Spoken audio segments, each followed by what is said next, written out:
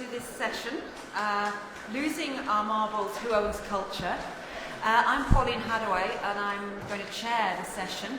I'm going to first of all apologise for one of our speakers, unfortunately, Paul from the RCA, who can't be here because he's poorly, and it's a great shame. But we do have three great speakers, and I'm very quickly going to hand over to them. So first of all, I'll just introduce the topic very briefly, and then introduce each of the speakers in the order in which they're going to speak.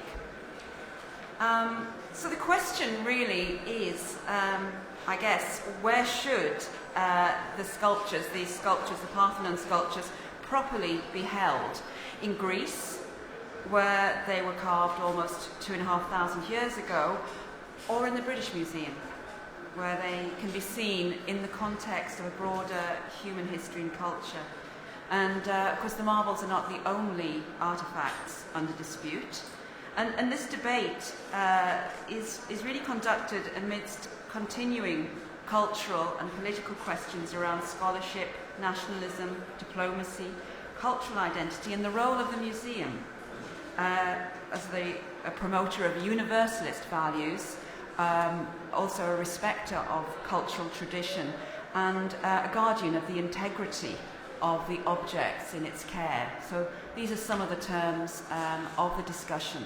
I want to very quickly then hand over to our three speakers, who I'll introduce, starting in the order in which they're going to speak, and starting with Geoffrey White. And Geoffrey White is a retired barrister, and he's been a frequent visitor to Greece for many years, has supported the case for the return of the sculptures. Since hearing the address at the Oxford Union of the former Greek Culture Minister Melina Mercouri in 1986. Geoffrey is a founder member of Marbles Reunited and campaigns actively for the reunification of the Parthenon sculptures to the new Acropolis Museum in Athens. And next up, it will be Karl-Erik Norrman, who is a Swedish diplomat who's held posts in Beijing, Moscow, Geneva, Rome, Seville, and Berlin. And he's worked as a private secretary to the foreign minister and also as a trade negotiator.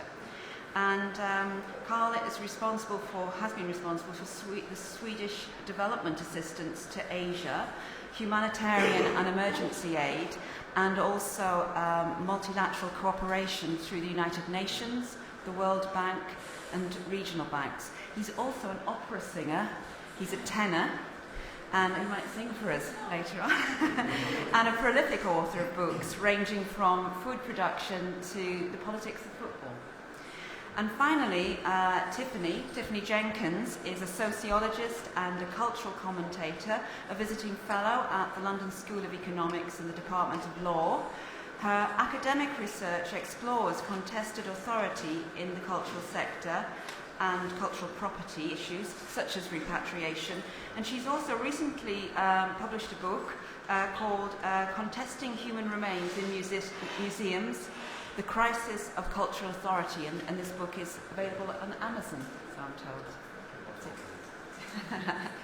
So, let me just hand over then to Geoffrey. Geoffrey, would you like to start us off? Thank you. I have related on many occasions the history of the Elgin marbles, a story of bribes to Ottoman officials, misuse of public office for personal benefit, Lady Elgin's adultery and divorce, Elgin's financial ruin, and the fire sale of his private collection to the British government. I've told about Greek freedom fighters offering bullets to their Turkish enemies if they would stop stripping lead from the Parthenon, and about the shocking mistreatment of the marbles in Bloomsbury in the 1930s, not to mention the half-promises made to the Greeks when they stood by us in World War II. But not today. The question is, who owns culture? The law of property is pervasive in restitution claims. For years, the British Museum has said that the Elgin marbles were lawfully acquired, whilst those who argue for their return to Greece assert that Lord Elgin had no right to take them, therefore he could sell no title to them. As a lawyer, I once defended a man who used a sledgehammer to smash up his friend's car. At the trial, he showed that he had advanced the money to his friend to buy the car, and the friend had not repaid him. Therefore, my client claimed ownership of the car, and there was no crime. If you own something, you may do with it as you will, even destroy it. It was no crime when Lady Churchill burnt the Sutherland portrait presented to Sir Winston by Parliament. It was not even a crime when the Afghan government blew up the Buddhas of Bamyan in 2001. It would be no crime for a Russian oligarch to buy one of the world's 34 surviving Vermeers and, on a whim, destroy it. With respect, I believe who owns culture is the wrong question. Many artifacts transcend ownership. The issue is really not who owns them, but who is to take care of them. Some of our views about what may or may not be owned have changed over the years. A pig can be property, but a person cannot. You may destroy your pig and turn him into pork chops. You may not destroy your child. But our courts are equally willing to give judgment in a dispute about a pig and a dispute about a child. The procedure and the tests the court applies in the two cases will be completely different. In the case of the pig, was there a contract? Who owns the pig? In the case of the child, what is in the best interests of the child? The child will be represented separately from the parents at the proceedings. Some works of art and some cultural artifacts are so singular, so important, that I believe a new objective approach to dispute resolution is required, analogous to that used in family law. The destruction of the Bamyan Buddhas should have been recognised as a crime, irrespective of ownership. I think applying the best interest test would have seen their removal to India, which had offered to take and preserve them for mankind. When art has been divided, as with a divided family, the answer to the best interest test will, I believe, usually be reunification. There are many instances where this has happened. Manet's painting, The Execution of Maximilian, was considered too political to be exhibited in France in his lifetime, and on his death his family cut it up and sold the pieces separately. This vandalism so outraged Degas that he cited it as a good reason not to have a family. He tracked down as many fragments as he could, and on his death our National Gallery acquired them. During Neil MacGregor's time as director of the gallery, they were assembled on a new canvas and put on display there. Though the painting is incomplete, it is undeniably greater than the sum of the parts. The surviving sculptures of the Athenian Parthenon are divided. The frieze, the metopes, and even individual statues have been split up, a body here, a head there. The vast majority are either in London or in Athens. Arguably, the best interest test might have produced different results at different times in the history of the Elgin Marbles. Today, I believe that the only sensible conclusion would be that they should be brought together again in the new Acropolis Museum in Athens, for unity, for integrity, for context, and for comity. I don't insist that they belong to Greece, I say they belong in Greece.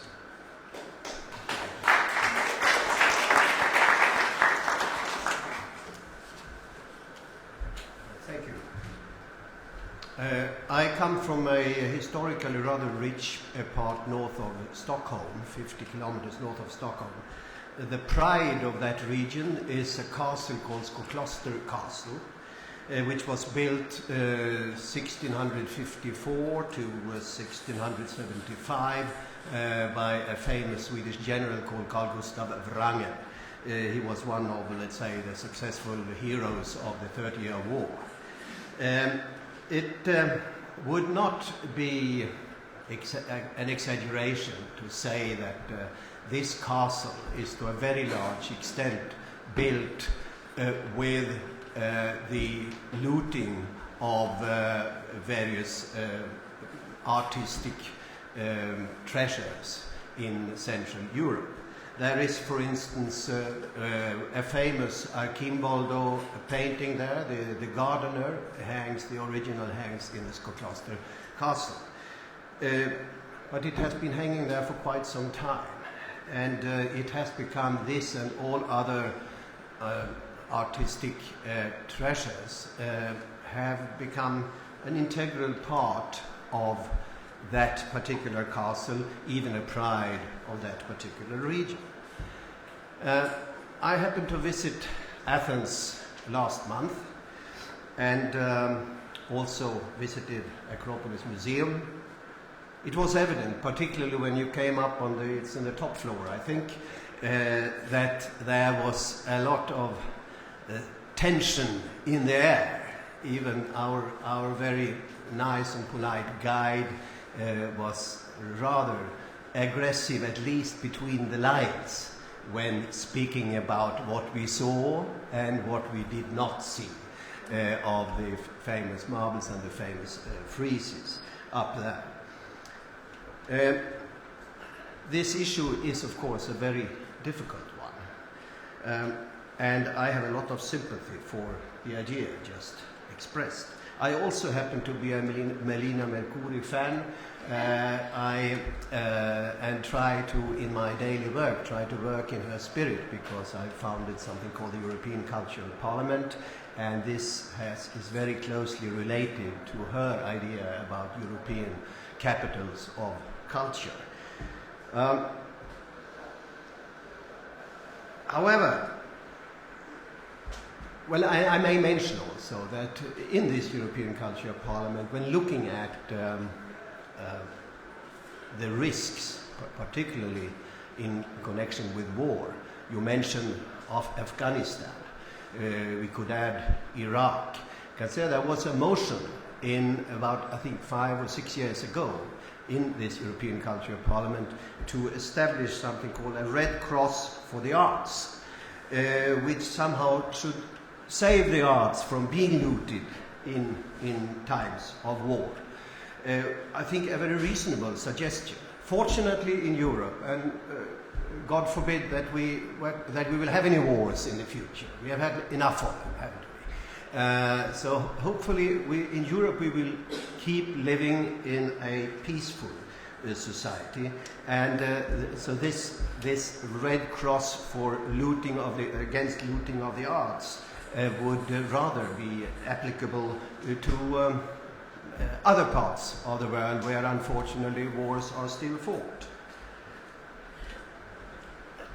But on the other hand, I can assume that we can hardly find any museum, ambitious museum, in the world. I mentioned the Swedish castle, and you take any museum. No museum which does not possess treasures from other places, from other countries, from other cities, and also treasures which may have been collected in a very questionable way. It becomes particularly fragrant, of course, when you have the body in one museum, the head in another museum, and an arm in a third place. I think that would be a minimum requirement that at least we would try to combine to get these pieces together. Great arts, like great architecture, has always been the reflection of power. Political power and prestige or economical power. And this means this also have consequences on the future life of these constructions or artistic productions. Because at the end of the day, we are still confronted with the question when returning or not returning artistic works. This has to be a political decision or an economic decision. If it's in the hands of the public sector, a national museum or a regional or a local museum, but owned by the municipality, it's a political decision which has to be taken. So it's a subject for cultural diplomacy or for political negotiation, creating goodwill between political partners. I have one little vision, and that is, why don't we see all works by European artists, be they Greek or Roman or French or Spanish or British or German or Swedish, why don't we consider them as European? On this basis, if we did that, we could forget a little bit about the prestige, and we could say it's our common heritage, our common position, and we may lend it to each other, we can borrow it from each other.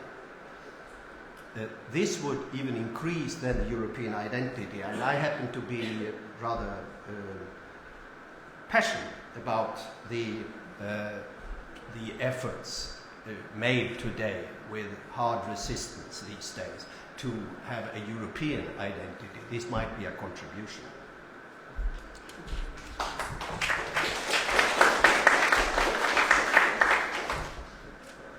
I want to start by arguing that nobody owns culture, and then I want to turn to make two criticisms of some of the arguments that are made in favour of the repatriation of objects to their countries of origins.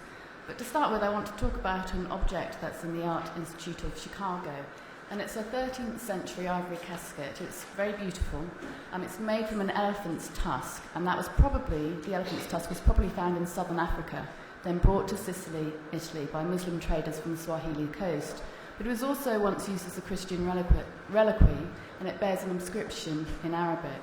So this box really illustrates the first point that I want to make this morning, that although cultural artefacts may be particular in origin, they may well have been created in one place and one time, but from the start they already draw inspiration from different cultures and different materials from all over the world.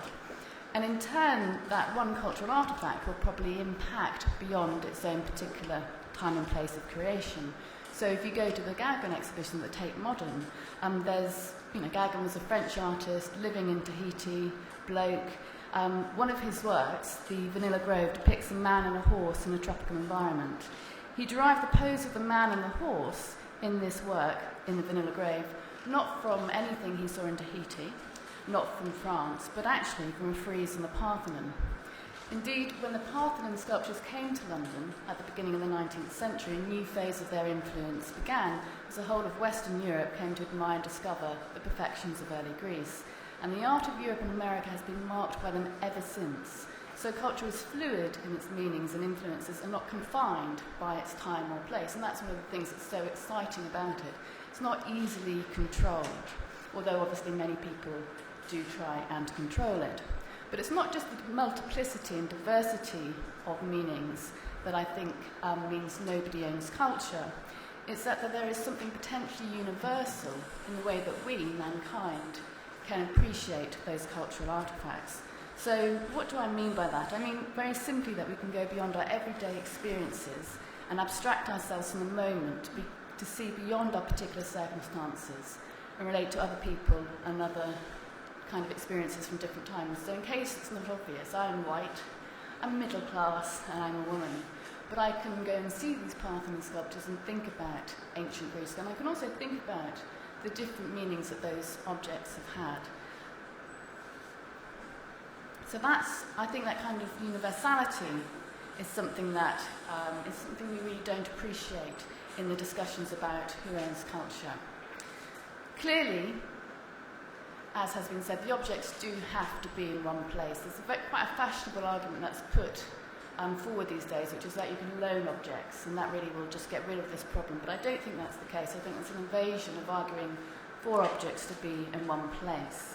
I don't think there is necessarily one place where the Parthenon marbles should be. I think there's an argument for them to be in Greece. I think there's an argument for where they are now, which is in both Greece and in London. They could well be put to China. That would actually be quite interesting. But then you have to consider the practicality. So on what basis do we think about where objects should be? On the practicality of the physical object. Moving things around is not always helpful to those artefacts. Where they're best preserved, where they're best understood. Are there places where scholarship is enhanced by having those objects, and where can they be seen by the public? There are other questions that are raised, such as political sovereignty.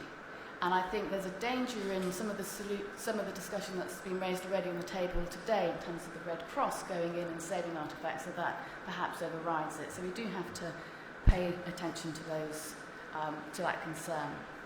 I now want to look at two of the arguments that are made in favour of the repatriation of cultural artefacts, and I think these are highly dangerous. So whilst I don't think objects necessarily belong in one place, although there are good reasons for objects to be in certain places, I think a number of the arguments that are made in repatriation are actually quite dangerous and need to be challenged. Firstly, the argument for repatriation is troubling because far from challenging colonisation and racism, which is often what it claims to do, at worst, it often resurrects racial ways of thinking about human groups, particularly in defining cultural affiliation or ownership. And secondly, often the arguments that are made in favour of repatriation in terms of righting historical wrongs, I think is that there's a real danger of focusing in the present on the past in a very detrimental way, and it often may claim to help those that have been wronged by history, but I think it does no such thing. To elaborate a little on those 2 points, in relation to the first point, it's often suggested in the Greek case that the Greeks have a stronger connection to the marbles than anybody else, and this is despite the fact that they were created 2,500 years ago in classical Athens. It's a very alien time to us and to the present-day Greeks. And since then, those marbles have been owned by the Ottoman Empire, the Christian Church, and an Islamic mosque. So their meanings do change over time. But this is a popular idea that the Greeks are more connected than anybody else. That does manifest itself in some other contexts that are worth flagging up here, just as some nation-states are drifting towards the insistence that they are the only legitimate stewards of ancient artefacts found within their borders. So it is argued that indigenous peoples should be the sole arbiters of their own cultural history. And in fact, the worst place for this is actually the United States. But to give you an example, the United Nations report on the protection of cultural heritage and cultural property argues that, and I quote, each indigenous community must retain permanent control over all elements of its own heritage.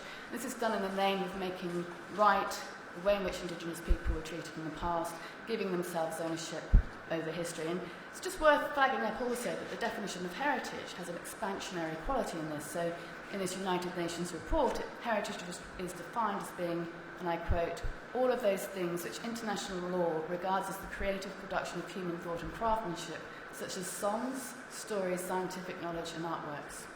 Okay, arguments such as these, which seem quite nice at first, have had quite a deleterious impact on availability of knowledge. Harvard University's Peabody Museum deliberately allowed a historic set of photographs to disintegrate because the related tribe objected to non-tribal members viewing the rituals they depicted. Many museums now restrict exhibits to particular groups of people. So you can only come and see this if you have been born into a certain tribe, and often, as it happens, a particular position within that. And I think that's highly dangerous. Moving swiftly on to the problem with reparations. This panel discussion is part of an overall day strand called the Battle of the Past. And I think we really need to think about why we have become interested in the present with the wrongs of the past. I think the growing call for making right the wrongs of the past is historically situated. A little sweeping history here in one second. The end of the Cold War, the collapse of Marxism, the blurring of distinctions between left and right, the disintegration of the working class and other oppositional organisations have all transformed political debate, making it less about competing social visions than a discussion about how to manage the status quo. And I think what you see is as visions of the transformed future seem less plausible, so people have turned away from constructing and fighting for the future, and instead we become obsessed with a particular vision of the past. It's not a nice vision, it's a past where people have been wronged, cannot fight back, and that supplicant victim identity requires recognition. So instead of fighting for a better future, people have started to organise to mourn for the way in which their forebears were treated.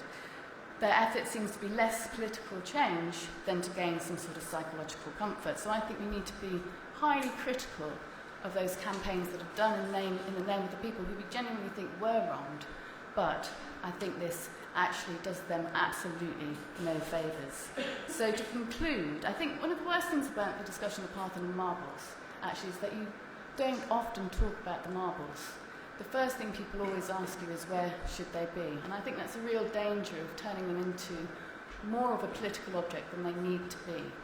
So I'd like to kind of depoliticise that and ask that culture is not so political. Thank you.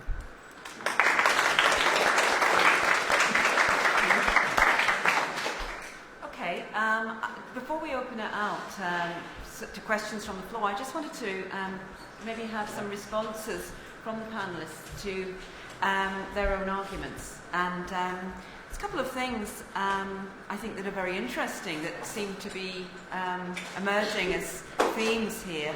And one is this question of ownership. And I think everyone seemed to agree on this, that there, in a sense, that there is a sort of the idea of ownership, that cultural objects, in a sense, have to transcend a very legal or technical definitions of ownership. Nevertheless, somebody has to establish ownership or assert ownership, in a sense. Otherwise, the argument simply goes on and on and on. Another interesting point of, I think, agreement, really, was on the question of unification. And it's interesting that we're not really talking about repatriation, I think, any of us, really, but we're talking about a kind of unity or a unification. And I think in Geoffrey's case, if I'm right, I think you were talking about a kind of curatorial idea of reuniting the object and a kind of bringing back the disparate parts of the object, creating a kind of integrity there. And I think, Tiffany, in terms of your idea of unification, is it about actually gathering together this object or these objects as part of a unity of history, of a kind of an idea of sort of human history and culture, and that the unity there is not so much unity of the object or a unity of place in its, where it was made, but where it's situated in a kind of human story or human history. And I also think that, again, the idea of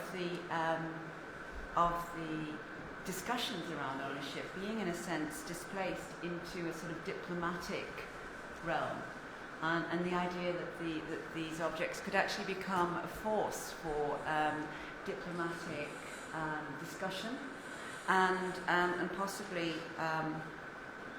could be used, loaned or exchanged and so on. And I wondered if that, again, is about, Tiffany sort of mentioned this displacement of interest in the object out into other political questions. So it seems to me that there is a tension all the time between definitions of unity, definitions of integrity of the object, because underlying all of this is a very sort of principled disagreement, really, around the definition of culture and the role of the museum. So, having sort of pulled together what I see as possibly the points of contact, but I think they're also the flashpoints, I'd like just to invite the panel maybe to respond. And let's start in the order again. I wonder, Geoffrey, would you like to respond to anything that you've heard? Yes, I just had a thought on that diplomacy point. There was a cultural artifact that was taken from its country of origin in 1197 and returned in 1997. The person who returned it hoped that it would win him votes, but it didn't. That was the Stone of Destiny, which went back to Scotland. It was taken out of Westminster Abbey, and Westminster Abbey said, we didn't realise the government owned it. But it went. I tried to steer away from ideas of past wrongs and concentrate on the objects themselves. You go to the British Museum, you see the frieze, and you think, oh, there's the Parthenon frieze. No such thing. There are elements of the Parthenon frieze strung together to look like a complete artifact, but it's really like a Tintin book with alternate lines cut out and distributed between the two cities. So, from the point of view of scholarship, also, it's a pseudo display of the Parthenon frieze. It's not the Parthenon frieze. You can't study the story of the Parthenon frieze, the Panathenaic procession, by looking at a pseudo frieze in London. They're genuine objects, but they're not the continuity of the frieze. I think all cases need to be looked at on their merits. I said I tried to get away from past wrongs, but I think it was a Swedish general who destroyed elements of the pediment of the Parthenon by trying to lower them on a rope which wasn't strong enough, and they were completely destroyed. So, Swedish generals had done a lot 300 years ago. But there we are. Yeah. Greece is a young nation, despite its antiquity, and of course the Parthenon is a symbol of the nation. It's also a symbol of antiquity. Any heritage sign pointing to a museum has a little graphic of the Parthenon. You can't get away from that, but I'm not Greek. I'm English. I don't have Greek sensitivities, thank goodness, and I don't have Greek baggage. I simply look at that particular case and say it's wrong that you've got the torso of Poseidon in Bloomsbury and the chest of Poseidon in Athens. It's just absurd. But Geoffrey would, however, say that the journey should be from Bloomsbury to Athens and not the other way around. Yes, of course it could be the other way, but then you'd be taking it out of context because the display. I don't know if anybody's been to the Acropolis Museum, but you can be in the top gallery of the Acropolis Museum, look at the objects and look at the temple at the same time. They're in close proximity. It's a magnificent home. And it counters the argument of the British Museum that used to be raised, no longer, that the Greeks can't take care of themselves. I think context is interesting, though, you said, but Yeah, that particular last point I think is very important because if that was an argument before, it's not there anymore. They have now produced a marvelous venue for the return of these marbles. That's no doubt. I think we are rather much in an agreement that it would be a reasonable thing to do. But on the other hand, I think in this European spirit which I was referring to, I think it would be fine if we could sort of discuss this in a rather unemotional way and in a rather matter-of-fact, pragmatic way. I don't claim that we should do it in a diplomatic way, because this has also been abused in history a lot. You know, tyrants have been exchanging artifacts all over the history. That has been the sports of tyrants, more or less, to show their power or to make a little concession here, a concession there. So I think we have, at least in Europe, we should have passed that part. And now instead of that, we have an important civil society who are taking interest in these things, and that is very important. We are debating it. And not to forget, I think after all, some museums, particularly if they are generous enough, like the London museums and many Stockholm museums as well, to offer their treasures for free. They have merited a lot of support, and this means we cannot just because for some historical principle rob them of their most important artifacts. That is the kind of carefulness we should perhaps be thinking of when thinking of reuniting artifacts. But in your sense of unity, you're locating them, I'd say, within a shared European history. And is that, it's certainly, it places them in a Pacific context. Does that then deny their place in the history of the world, in human history, beyond Europe? They are part of the human history, of course, but the idea to put all of it together in Beijing or Shanghai, I would not like. Because I think we, as Europeans, we should take a certain pride of our history, in our history. We have a global role to play. We have open borders for a global cooperation. But these kind of things would be a very strange step, I would say. On the other hand, of course, we have robbed the Chinese through history.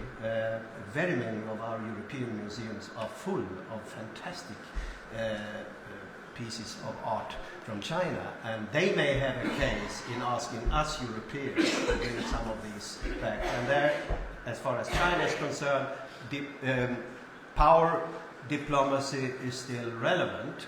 They might, if they wished, they could even, let's say that we will devaluate the yuan only if we get that or that back. You know, that could be a theoretical possibility for the Chinese. Tiffany, just in sort of rescuing in the sense the marbles from the sort of diplomatic chess game almost, and claiming them as a part of human history, which I think you were doing, taking them out of their geographical or political locale. Is that just a claim too far? I mean, it's a very big claim, and I don't know if obviously you'd like to come back on a number of things, but what does that actually mean? How does that help us resolve this? The point I want to make is that there is no possibility of ever reunifying the marbles. They will go, if they went to Greece, they would go to a museum. So they would be a new part of the story of the marbles. Okay, right. There's no such thing as reunification. It's not physically or historically possible. And the reason why I could be relaxed about that is because I don't think that is necessary to appreciate them. I don't think they have to be where they physically were 2,500 years ago for us to get their meanings. I think that's one of the remarkable things about being able to understand and look through past times. You do not have to have an object in its physical archaeological context to get it.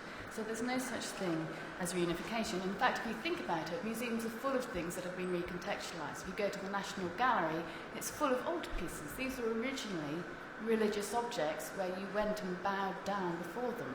I'm not religious, but I do find them very beautiful and inspiring and interesting.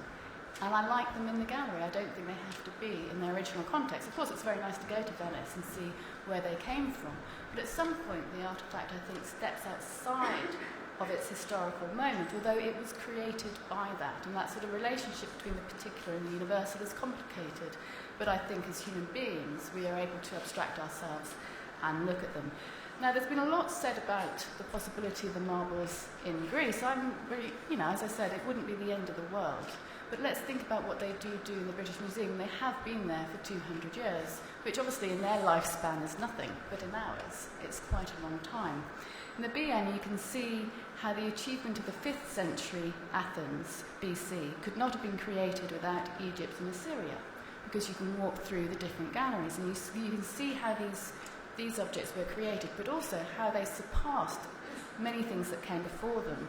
And particularly when you go into Rome, the Roman galleries, and you look at even Turkey and India, you can see how our reinvention of Greek culture has had such a tremendous impact. So it is a very important way of understanding the influence of classical Greece.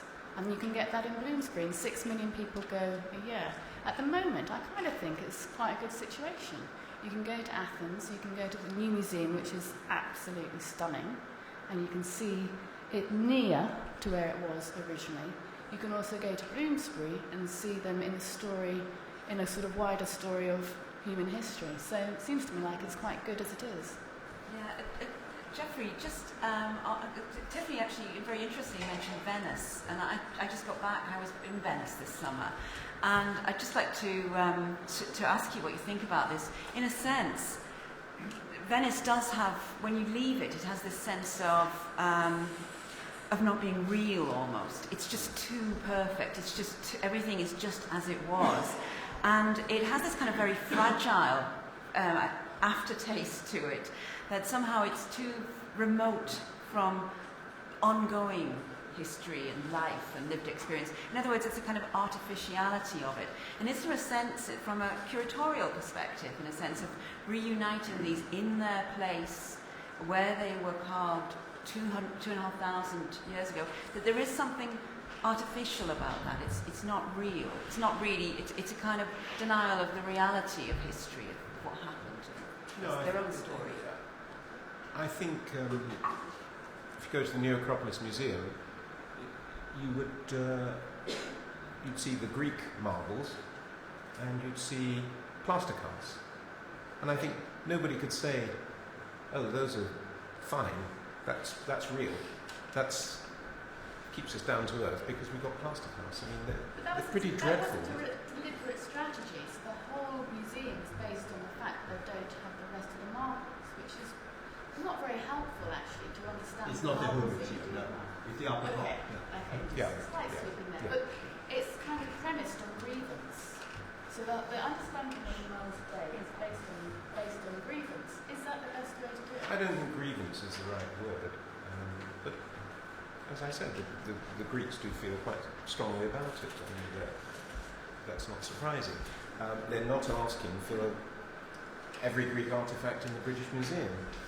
Last time I went to the British Museum to look at the caryatid. Caryatids are, as you probably know, statues of women which act as pillars to keep up roofs of buildings. The gallery was closed. I couldn't see it because they didn't have enough staff to open the gallery. So it's not particularly treasured, I think, in the British Museum. It's just another of millions of exhibits. British Museum's got hundreds and thousands of Greek artefacts. It's got more Greek urns than Stelios whatever his name is. I beg his pardon. All they're asking for, as I understand it, is bring back the marbles. They're not asking bring back Greek things. They're saying keep all your thousands of vases, keep your little temples that you've got there, keep your bits and pieces, keep your major Greek exhibits. We don't want them back. We want to reinstate the collection from the Parthenon. Thank you. I'd like to go out now into the audience here and take some questions, and I have someone there very keen. Yeah, I'll take a few questions and then we can come back. So it's a very short session, so I'll try and take all the questions now and then ask the panel to come back. Gentleman there.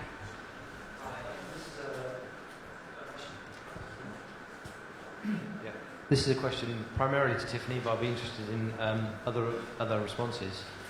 The recent Cumbrian Roman helmets campaign, which has temporarily failed because only £32,000 of public money was put in, 50,000 of private money.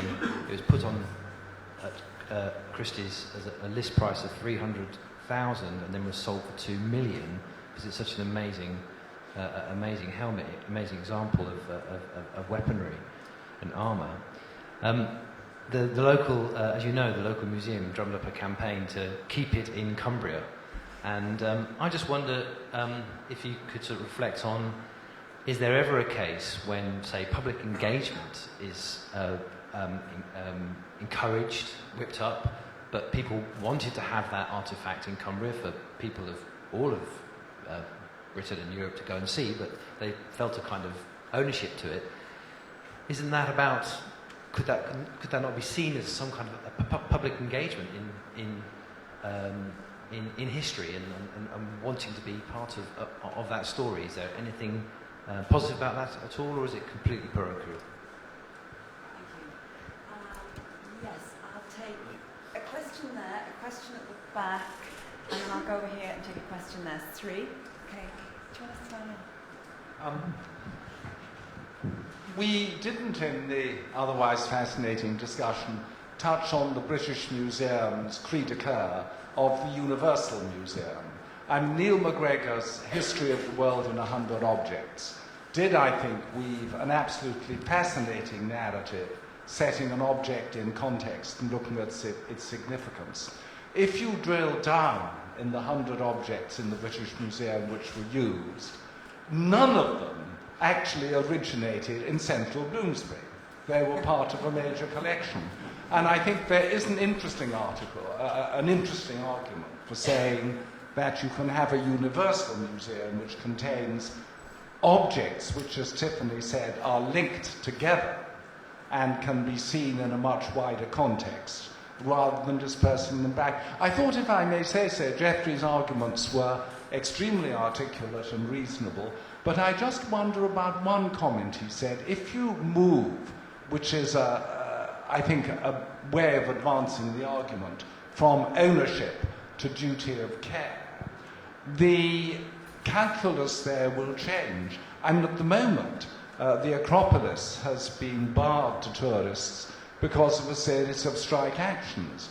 If social unrest in Greece were, sadly, to get significantly worse, would Geoffrey then say, oh gosh, they're safer in Bloomsbury? Thank you. Thanks. The previous speaker just stole my point, so I'm going to make it again in a slightly different way, which is to ask the panel, is the name British Museum a bit misleading? Because in fact, it's in Britain, but really it's a piece of international territory now. And I think Neil McGregor has done an amazing job of presenting it as a museum quite unique in the world of telling the story of the world. And so for that reason, and I always thought it was the most reasonable argument for keeping the British Museum free, is that it really should belong to the people of the world. And when people come here, that it's a great act of generosity actually to make it free for all those people to visit it. I think Tiffany's persuasive argument for why the Parthenon Marbles should stay at the British Museum have been the most convincing I've heard. And actually, I was undecided when I came into this room, and I'm more convinced by the points that you've put forward, purely because you've argued from a perspective of cultural appreciation, rather than who owns this, what does it say about the country where it's situated. You've argued where would it best be seen, where would it best be appreciated, practically in a very pragmatic way. And I think that point about talking about the marbles and our appreciation of them from any perspective, regardless of your citizenship, is a really important thing to hold on to. And that's why the British Museum is a special place, because it really does, when you go there and you hear the languages spoken in the Great Court, it does really feel like a UN of the world, or a place where actually everyone feels that they can own it. And that's the sort of spirit of culture that you'd want to encourage. Thanks. I'll take a couple more. I'll take one there, and that lady there, and yes. I'm afraid some of my points have already been said, so I'm going to try not to repeat them. So, Geoffrey, I'm sorry, I'm coming to you again. I'm trying not to pick on you. But I think you're being slightly disingenuous. You basically, one of the last things you said was they only want the marbles back. They don't want anything else back. It kind of misses the point of the discussion. Would it be okay if they wanted the marbles and 3 pots back, to use your line at 4 pots? It misses the whole discussion that I think the panel has begun to look at. You've argued, again, as someone else said, really, really eloquently about looking at what's best for things that are universally important to human culture. But then you kind of revert back to saying that these things belong best in Greece, and some of the other people on the panel and the audience have challenged you on that. So you do then regress back to an argument that things are best understood in their original context. And if you follow that argument through to its logical conclusion, and I know you're for Marbles Reunited and you don't speak for the entire museum world, but if you follow that logic through to its conclusion, then you're arguing you can only understand any work of art or any artefact in its original situation. In which case, again, to take an extreme conclusion to this, we might as well empty all the museums out and stick all of the artefacts back wherever they originally belonged. Now, I can understand you would argue quite logically that actually there's something unique about the marbles. There's a special museum being built for them. This is a particular context, particular historical and cultural discussion that means we're talking about the marbles like this. But I do honestly think you're being slightly disingenuous, and to just say it's just the marbles and nothing else doesn't really cut it. I almost wanted to be convinced by what you were saying because you argued so well, but I think you're backtracking slightly. You can't argue for universal importance and then talk about something belonging to one nation over another. Okay. Now there's 2 final questions I'm going to take, because there's a lady there, and sorry, do you have your hand up yet? Let's start with that lady there. It's just a quick question really about whether you should use culture to right past wrongs. So it's a question around compensation. I know of an organisation that looks at looted art and objects that were stolen from the Jews in the Second World War, and there's a big campaign around compensation. So how would you view that? Would that be something that you think they have no right to anymore? Was the social context, the historical context, you have to move on. How would you argue for or against that? Yeah, thank you. Thank you. I think that actually art should be political, extremely political. I think that perhaps we're having slightly the wrong debate.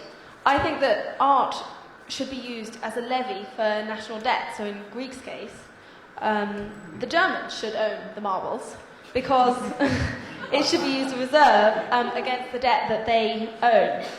So in that respect, I don't think... I think art should be political. Thank you. Right, I'm going to have to close down contributions from the floor because there's quite a lot there, and in the last 10 minutes I'm going to ask the panellists to kind of respond to that. I thought there was a really great range of questions there, and one of the questions right at the start was actually saying, is there any value in the local story, the local narrative, the local attachment to objects, and the local museum in a way? There is a difference, and is there a value? And are we in danger of over-rationalising everything and writing that off?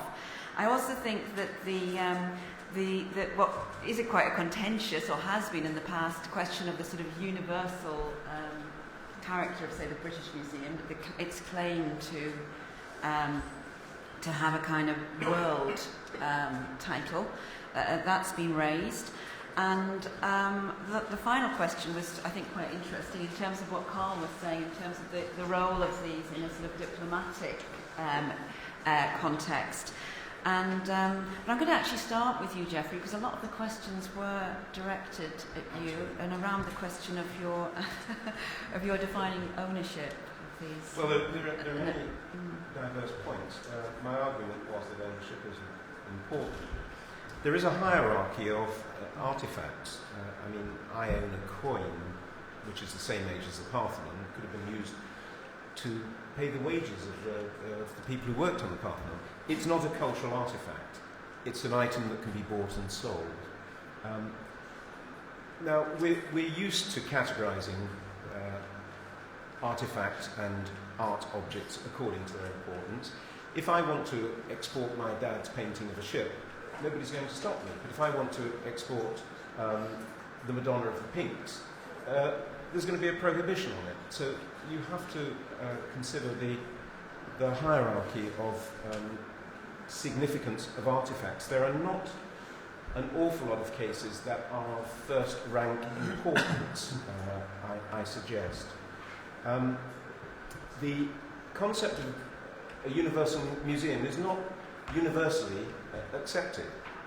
Many people consider it a spurious creation of some important Western museums to immunize themselves from claims to ownership, repatriation, removal of some of their prime exhibits. The History of the World in 100 Objects was great, but interestingly, it was on the radio, so you didn't have to see the objects. It was a fascinating saunter through the history of humanity on the radio. A lot of people go to the museum for entertainment or amusement, not for academic study. I think the British Museum has changed from being www.ac to www.org. I'm not entirely sure that its primary function, in the eyes of the people who pay for it, is academic study at the depth that is implied by the intensity of the arguments we've had.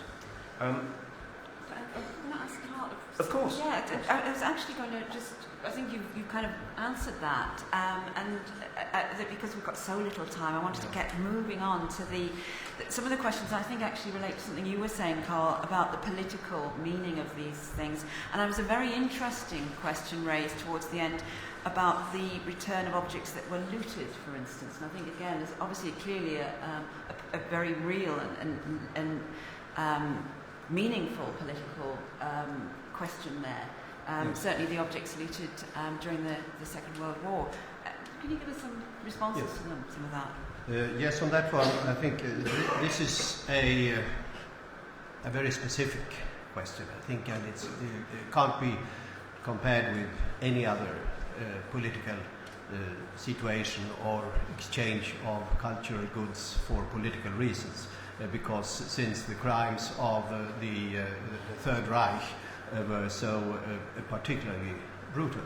And also, I live in Berlin, as I said, so I see almost every day examples of the consciousness of the Germans on this, which means that the policy of giving back Jewish property has been very liberal.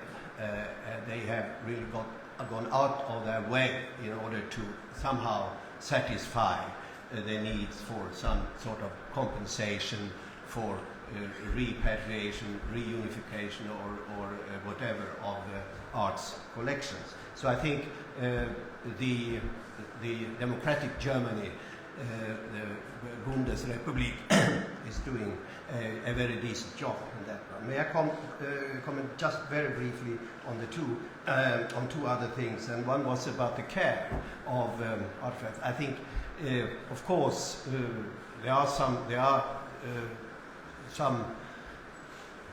demonstrations and so on in Athens these days due to the financial situation, but after all, the Greeks are not Talibans, so I think whatever would be given back to Greece would be in good hands, and particularly since there is the Acropolis Museum. But I have to say, on one hand, on the other hand, as far as this question, I don't take a position on that, because I think it's very delicate and difficult. The solution for me is consider everything European. Finally, art political, I think that is a very interesting and almost attractive point. I belong to a generation where politics, let's say, played a bigger role than it does today, because today the market and the globalization is dominating life and economy, and to some extent even culture and entertainment. So if we would say that we had earlier, as I said, it was an instrument for tyrants to exchange the arts and to give or take in the arts. If today we have democratic leaders, and because we have in Europe, for instance, we have democratic leaders, and why shouldn't they have a certain control over arts through their museum, through nationally owned museums, etc.? I think it's a good European idea that the public sector takes a responsibility for the arts, and this is making arts more political. Okay, and I'm going to give you the last word, Tiffany, because we're running out of time. Well, responding, we've got... It's really interesting you mentioned loot from the Second World War, because one thing that I found in my research is that if you talk to anybody about the British Museum, if you talk to anybody about museums, the first thing that people often spontaneously say is that it's all loot. And so one of the interesting observations is that there's a kind of very expansionary concern there, and that really worries me, because I think we're turning those objects which have a particular creation and a number of different meanings to them into just these symbols of colonization or symbols of the Holocaust. And I think that's deeply unfortunate, because it really does reduce our understanding of them, which is why we should be careful about politicizing culture further. Obviously it's created in a particular moment. The museum, the British Museum, obviously meant the British Museum in the past in a way it doesn't now. It has a kind of political context, but it should not be political. The other reason why we shouldn't turn cultural artifacts into political objects is because they are about the past. They're often about hundreds or thousands of years ago, and if we want to talk about politics, we need to be very much situated in the present. One of the things I'm quite concerned about is the way in which people fight over contemporary problems by viewing them as determined by the past, and we are much more capable of going beyond that and also thinking about the future. The question about the particular and the local is one of the more difficult and interesting ones to try and explore, but I always think there's a relationship between the particular and the universal, and often some very particular historically located works of art speak to us all. So I think, Sajid Ray is one of my favourite filmmakers, an Indian filmmaker, very much kind of involved in Bengali life, and not just that, his own family life. But we can recognise something in it, even though it's quite different in many ways. And of course he was also influenced by the film The Bicycle Thieves, I think the Italian film. So there is something in looking at something in its particularity that then kind of, maybe because it's exceptional, maybe those conditions that created it were particular, but they become exceptional. So that kind of armour that you're talking about isn't my Auntie Gladys's night dress. It's more than local or banal or everyday. There's something about that armour that is absolutely exceptional, even though it was of a particular moment. Yeah, I'm sorry, we've run out of time, and I just want to thank all the panellists. We'll just give them a round of applause.